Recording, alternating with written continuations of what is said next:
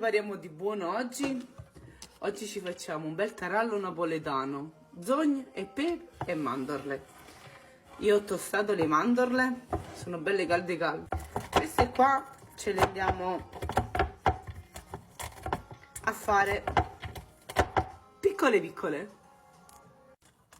Mi sono preparata farina, sale, pepe, io ne ho messo di meno. In descrizione vi scrivo la ricetta precisa, io ne ho usato di meno. Ho messo la sugna, anzogno, acqua e lievito.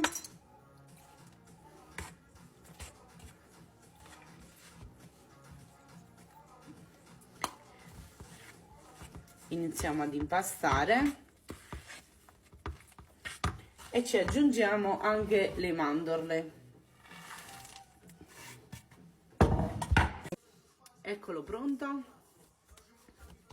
io lo lascio riposare una mezz'oretta, ci prepariamo la carta da forno nella teglia e ci rivediamo fra mezz'ora.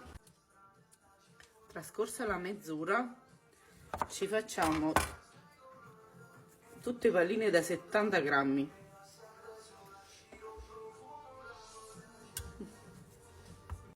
Ragazzi, ce lo allunghiamo a 40 centimetri, lo tagliamo a metà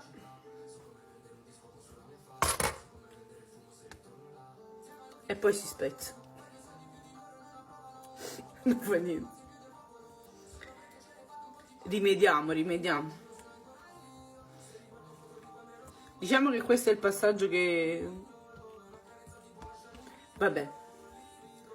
Ecco qua.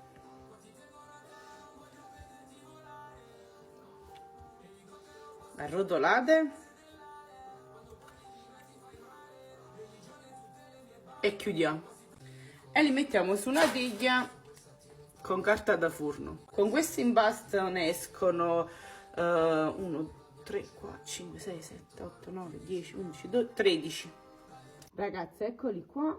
Io li faccio riposare una ventina di minuti e le mandorle che ci mettiamo sopra le facciamo stare in acqua una decina di minuti. Accendiamo il forno 200 gradi 15 minuti, poi lo abbassiamo 180 gradi altri 15 minuti, poi 160 gradi altri 15 minuti. Le mandorle ce le sistemate a vostro piacere, dove 2, dove 3, come volete, questo non è obbligatorio. Io le eccoli pronti, li ho fatti anche raffreddare così. Mio marito già assaggiato, ha detto che sono buonissimi.